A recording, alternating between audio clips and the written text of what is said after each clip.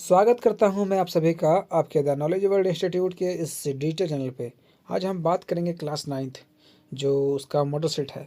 ये हमारा एसएसटी से है और इस वीडियो को बनाने का मेन मकसद ये था कि आप याद रखिए आपके एग्ज़ाम जो है ऑब्जेक्टिव बेस्ड क्वेश्चन होने वाले हैं। आप बोल सकते हैं एमसीक्यू टाइप क्वेश्चंस, क्योंकि आप इस क्वेश्चंस को जितना ज़्यादा जानो उतना कम है, क्योंकि हमारा ऑब्जेक्टिव क्वेश्चन पता नहीं कहाँ कहाँ से रहेगा। तो इसलिए प्रीवियस पेपर को देखते हुए मैं इस वीडियो बना रहा हूँ और नया वीडियो भी लाता रहूँगा, क्योंकि देखिए अभी आपका मॉडल सेट आया नहीं है। तो आप इस पे बने रहें और वीडियो का जितना ज़्यादा इंपॉर्टेंट क्वेश्चंस है वो सारा आप एक बार में कवर कर लें, है ना। तो चलिए हम लोग बिना देरी किए हुए शुरू करते हैं। और हाँ, एक बार आप इस चैनल पर आए हैं तो सब्सक्राइब जरूर कर लें। चलिए चलते हैं। तो चलिए देखते हैं सबसे फर्स्ट क्वेश्चन क्या है। सबसे फर्स्ट क्वेश्चन हमारा जो है, टाउन हॉल के सामने कितने लोग इकट्ठे हुए थे जिन्होंने जल सेना के गठन करने का निर्णय लिया था। तो देखिए इसका आंसर आपका हो जाएगा 3, ठीक है। जो 7,000 लोग करीब जो है सो यहाँ पे टाउन हॉल के सामने इकट्ठे हुए थे, ठीक है। अगर आप चैप्टर को पढ़िएगा तो आपको ये आंसर मिलेगा, ठीक। चलिए हम लोग चलते हैं अगले क्वेश्चन की ओर। क्वेश्चन नंबर 2 हमारा क्या है कि मैनर का क्या अर्थ होता है, ठीक है। मैनर का अर्थ जो है ना, यहाँ पे याद रखिएगा, ये होता है आपका एस्टेट से, ठीक है। क्वेश्चन नंबर 2 का आंसर 3, ओके। हम लोग चलते हैं क्वेश्चन नंबर 3 की ओर। रूसी शासक जार निकोलस द्वितीय ने कब त्यागपत्र दिया था। तो देखिए इसका जो आंसर है आपका हो जाएगा 3, ठीक है, 2 मार्च 1917 को, ठीक है। चलते हैं अगले क्वेश्चन की ओर। क्वेश्चन नंबर 4 क्या है हमारा कि कुलक से आप क्या समझते हैं। कुलक का मतलब होता है, याद रखिएगा, किसान की अच्छी हालत, ठीक है। ये किसान से संबंधित है। क्वेश्चन नंबर आपका 4 का 2 हो जाएगा आंसर। चलते हैं क्वेश्चन नंबर 5 में। यहाँ पे क्या है नाजी मुथ लीग की स्थापना कब हुई। तो याद रखिएगा नाजी मुथ लीग की स्थापना जो है सो हमारा क्वेश्चन नंबर 5 का ये 3 है ना, यानी कि 1922 ईस्वी में हुआ था, ठीक है। चलते हैं हम लोग क्वेश्चन नंबर अगले की ओर। 6 नंबर क्वेश्चन क्या कहता है, एवोकेशन। तो गैस चेम्बर में जिनकी मृत्यु होती थी ना, उनको बोला गया है क्या, तो इवैक्यूएशन, ओके। चलते हैं क्वेश्चन नंबर 7 की ओर। जर्मन मुद्रा को क्या कहा जाता है, याद रखिएगा, जर्मन मुद्रा को क्या कहा जाता है। तो जर्मन का जो करेंसी है उसे हम लोग बोलते हैं मार्क, ओके। क्या बोलते हैं, मार्क। आपका आंसर 3 हो जाएगा। चलिए क्वेश्चन नंबर देखते हैं 8 की ओर। हमारा 8 क्वेश्चन क्या है, भारतीय वन्य कानून का कब पारित हुआ, यानी कि भारतीय वन कानून को पारित कब किया गया। तो आपका आंसर है 1860 ईस्वी में, 1865 ईस्वी में, 1855 ईस्वी में और 1835 ईस्वी में। तो इसका जो आंसर हो जाएगा हमारा वो हो जाएगा आपका, इसका आंसर हो जाएगा 1865 ईस्वी में, ओके। चलिए देखते हैं अगला क्वेश्चन। स्पीलर सॉरी हम लोग क्वेश्चन नंबर 9 क्या है, स्लीपर कहाँ लगते हैं जिस पर यात्री यात्रा करते हैं। तो रेल के डिब्बे में, ऑप्शन ए, रेल के इंजन में, रेल की पटरी पर, और इनमें से कोई नहीं। तो याद रखिएगा क्वेश्चन नंबर जो 9 है इसका हो जाएगा क्या, स्लीपर लगता है रेल के डिब्बों में, ओके। तो ऑप्शन नंबर 1, ठीक। चलिए हम लोग चलते हैं अगले क्वेश्चन की ओर। तो अगला क्वेश्चन क्या है कि भारत में चरवाहे अपने साथ निम्न कौन जानवर के साथ घूमते थे जी। तो आप लोगों को पता है भेड़ तथा हाथी, भेड़ तथा बाघ, भेड़ तथा बकरियाँ और भेड़ तथा भेड़िया। तो आप लोगों को पता होगा कि भेड़ तथा बकरियों के साथ जो घूमते थे ना, उन्हें बोला गया था क्या, जलवासी चरवाहे, है ना। ऑप्शन नंबर 3 इसका आंसर हो जाएगा। चलिए देखते हैं क्वेश्चन नंबर 11 कि धार का क्या अर्थ है। तो याद रखिएगा धार क्या होता है, तो मैदानों के बाग, ऊंचे पर्वतों के चरगाह और सागरों के फसल, और इनमें से कोई नहीं। तो याद रखिएगा 11 नंबर क्वेश्चन जो है ना, इसका आंसर हो जाएगा 2। क्या है, ऊंचे पर्वतों में चारगाह, है ना। ऊंचे पर्वतों में आपका हो जाएगा इसका आंसर चारगाह। चलिए देखते हैं अगला क्वेश्चन। किस देश में सबसे पहले कृषि क्रांति हुई, ठीक है। तो देखिए सबसे पहले जो क्रांति हुई थी ना, वो हमारा है यहाँ पे इंग्लैंड, ओके। Option number 4। तो हम लोग चलते हैं अब अगला क्वेश्चन की ओर। क्वेश्चन नंबर हमारा 13 क्या है कि 1930 के दशक में यूएसए में क्या चलना शुरू हो गया। हवाएं, ऑप्शन ए है, ऑप्शन 1 है, और मिट्टी भरी आंधी, फिर ऑप्शन 3 है तूफान, और 4 है इनमें से कोई नहीं। तो याद रखिएगा आपका यहाँ पे है सो आंसर हो जाएगा, तो इसका आंसर हो जाएगा मिट्टी भरी आंधी, ओके। चलिए चलते हैं क्वेश्चन नंबर 14 की ओर। क्वेश्चन नंबर 14 क्या है कि सर्वप्रथम एक दिवसीय क्रिकेट मैच खेला गया कब? तो 1961 ईस्वी में। आपका ऑप्शन नंबर 2 है 1971 ईस्वी में, और ऑप्शन नंबर 3 है 1981 में, और डी इनमें से है सो मतलब 4 नंबर क्वेश्चन है, 4 नंबर इसका ऑप्शन है 1991 में। तो इसका जो आंसर हो जाएगा आपका वो हो जाएगा, तो आप इसका आंसर हो जाएगा आपका 1971 ईस्वी में। ठीक है, सर्वप्रथम जो है सो एक दिवसीय क्रिकेट मैच खेला गया था। ठीक है, इसको बोलते हैं वन डे जो होता है ना वो। चलिए चलते हैं अगला क्वेश्चन। 100 क्लॉथ्स का 1 मिनट। हाँ चलिए देखते हैं क्वेश्चन नंबर क्या है हमारा, कि 100 क्लॉथ्स कहाँ तक वस्त्र पहनते थे? तो पैर से अंगूठे तक, एड़ी तक, और घुटने तक, और ठहने क्या है, ठन में से कोई नहीं। ये थोड़ा गलती कर दिया, ठीक है, इसका तो इनमें से कोई नहीं है। ठीक है, ध्यान दीजिएगा। इसमें जो है ना आपका क्वेश्चन नंबर 15 जो जाएगा वो हो जाएगा आपका,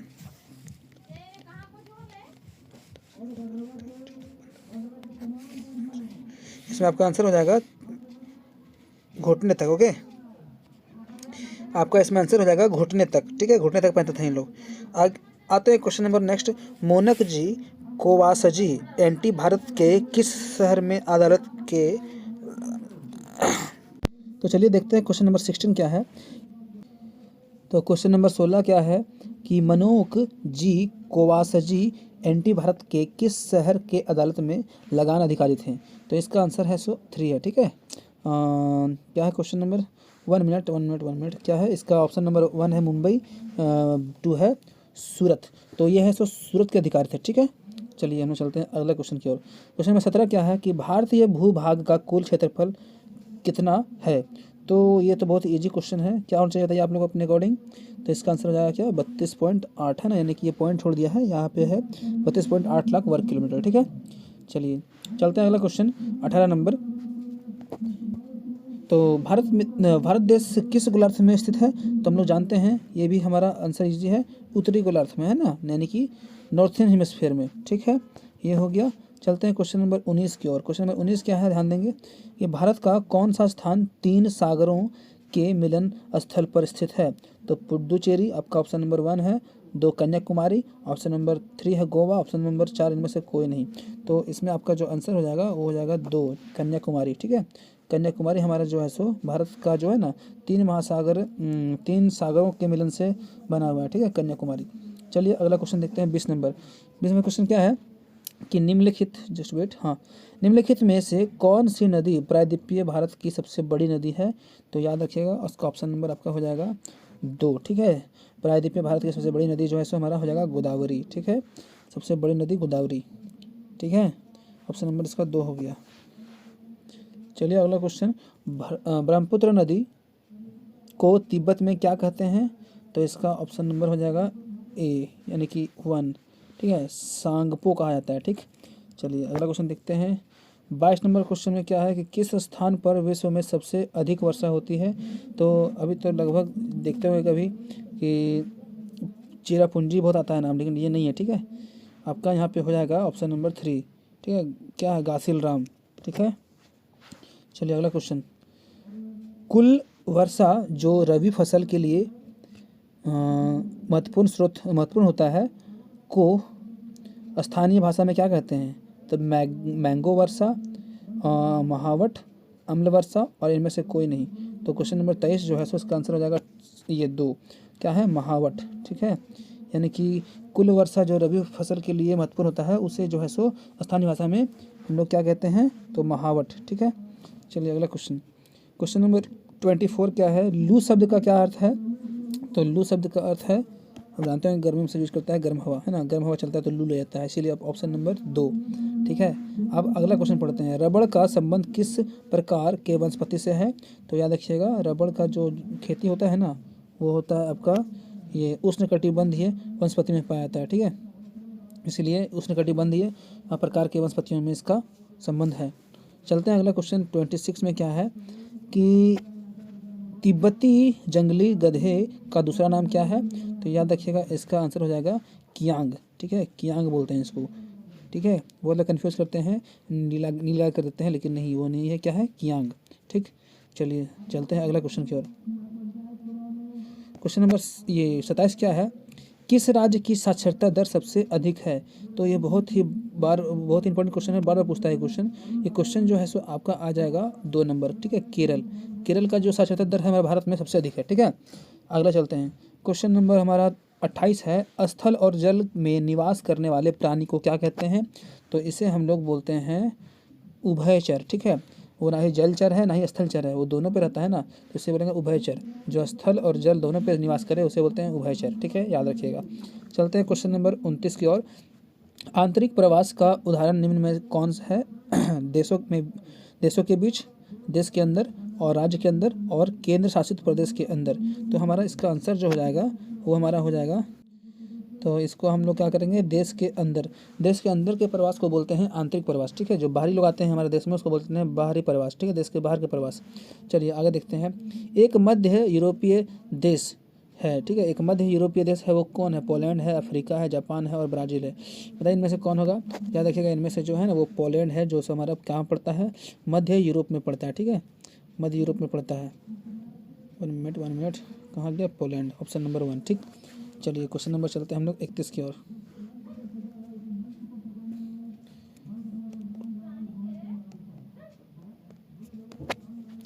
तो 31 नंबर क्वेश्चन हमारा क्या है? आजीवन धाना का राष्ट्रपति कौन बन गया है? तो आजीवन धाना का राष्ट्रपति कौन बन गया है जी? तो याद रखिएगा, इसका जो आंसर है वो 3 है, ठीक है, एकरूड़ा, ठीक है, इसको याद कर लीजिएगा। एकरूड़ा जो है सो हमारा आजीवन धाना का राष्ट्रपति बन गया है, ठीक है। चलिए अगला देखते हैं। किस देश से आग आन सूची का संबंध था? तो इसमें जो आपका आंसर हो जाएगा वो हो जाएगा 1, है ना, यानी म्यांमार से आग आन सूची का संबंध है, ठीक है। हम लोग चलते हैं आगे क्वेश्चन नंबर 33 में, कि लोकतंत्र जनता के लिए और जनता के द्वारा शासन है, यह कथन किसका है? अब्राहम लिंकन या फिर देखिए हम इसको बता दें, सबसे पहला ही आंसर इसका हो जाएगा अब्राहम लिंकन, ठीक है। अब अब्राहम लिंकन इसको बोला गया है। ये है सो हमारे बोलते हैं कि जनता के लिए और जनता द्वारा शासन जो किया जाता है उसको है ना लोकतंत्र कहते हैं, ठीक है। तो लोकतंत्र का डेफिनेशन अब्राहम लिंकन के द्वारा दिया गया है ये, ठीक। चलिए चलते हैं हम लोग क्वेश्चन नंबर 34 की ओर। दक्षिण अफ्रीका में रंग भेद कब खत्म हुआ? तो हमारा जो इसका आंसर हो जाएगा वो हो जाएगा 26 अप्रैल 1994 को, ठीक है। 26 अप्रैल 1994 को ख़त्म किया गया यहाँ पे ये रंग भेद वाला जो पहले प्रथा थी, है ना।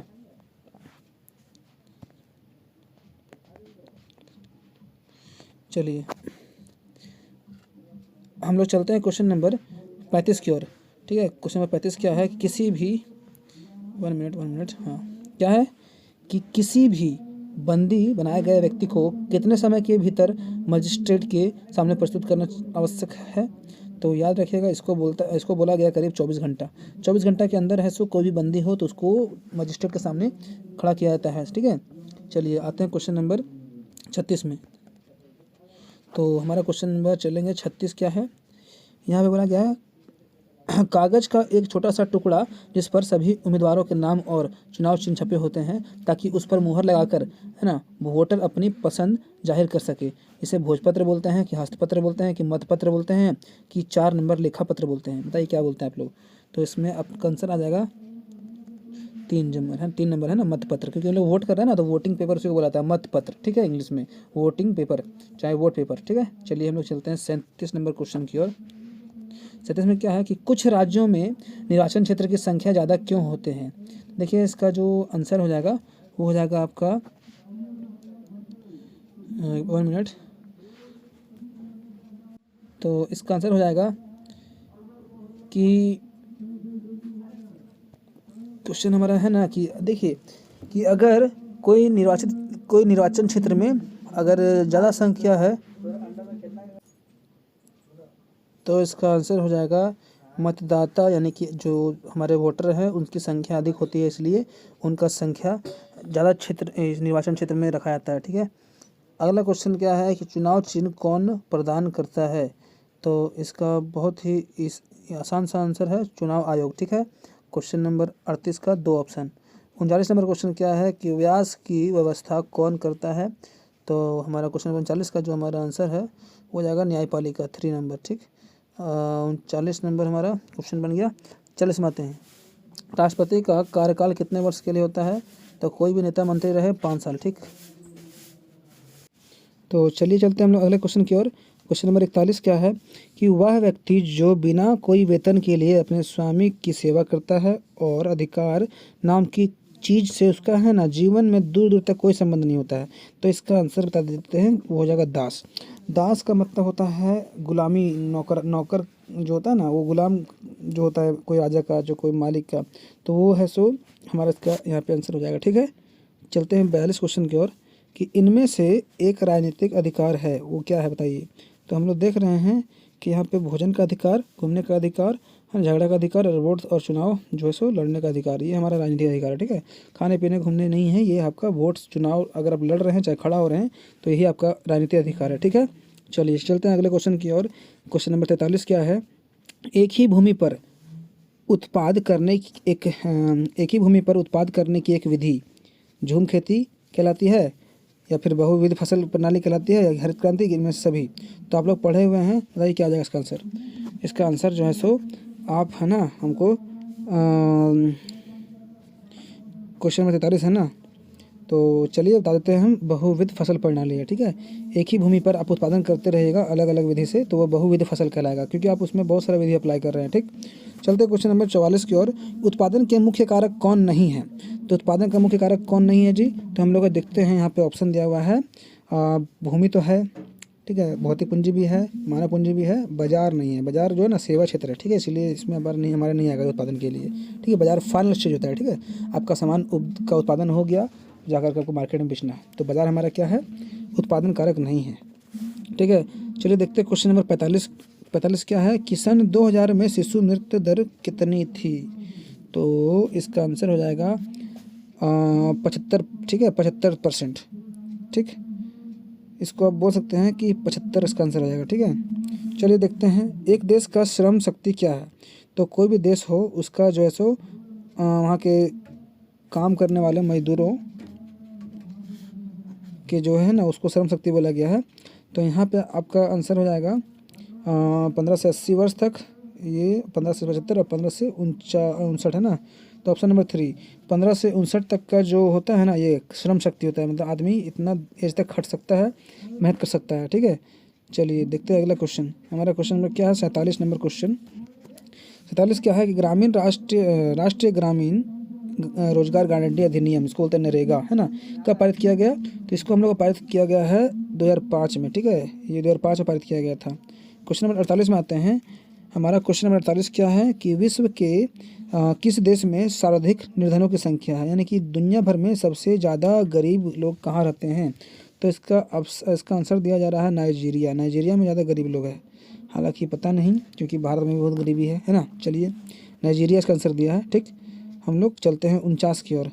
क्या है कि लक्षित सार्वजनिक वितरण कब आरंभ किया गया। तो इसका आंसर है आपका 2 में क्या दिया हुआ है, 1997 को। ठीक है, और हमारा लास्ट क्वेश्चन जो है सो राशन कार्ड कितने प्रकार के होते हैं।